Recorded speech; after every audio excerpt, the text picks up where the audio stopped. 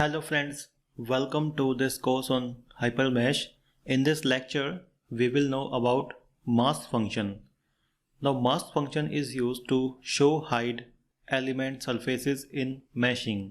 Now to understand this, I go to the project file, click on open, go to the folder of mask and select this file mask and then click open. Now inside this file we can see we have created a mesh. So I rotate this here. So go to this component, we have meshing in the middle component.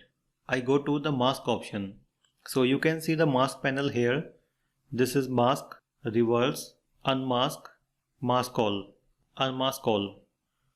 So we will know about all these options one by one. The shortcut key from the keyboard for using the mask function is F5. So I press F5, you will see the mask panel. Now inside this mask it is showing element. So if I click on this arrow, we can use element, line, surface, load, coordinate system, vectors, etc. to mask.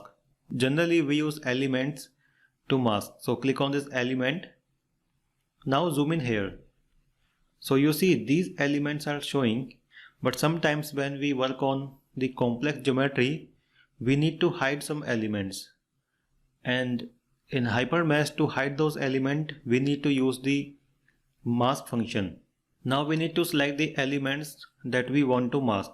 So let's say I select these elements. So select some random elements like this, select any element, just make a click on them and then go to this option of mask, click on this mask. Now we can see these elements are hidden. So when I rotate this and then turn on this surface from here, shaded geometry, we can have a much better view. So here what I do, in this topo, I will select by component and then in the meshing I will select by config. So now we have a better preview with better colors. And if I click on this reverse option, click on this reverse, now we can see all the elements are gone and only the elements that we have masked are now showing. So that is the use of reverse function. Similarly, if I click on this mask, unmask all, we can go back to initial unmasking. So that is the use of mask function. So here let's do it once again. Let's say I select multiple elements, so hold down the shift key and let's say I select all these elements and then click on this mask function and rotate it. Here we have masked the elements. So I click on this unmask all, and if we don't want to perform this operation, I can click on this reject option. So now I click on this unmask all and then click return. We can also see this function here, click on this mask.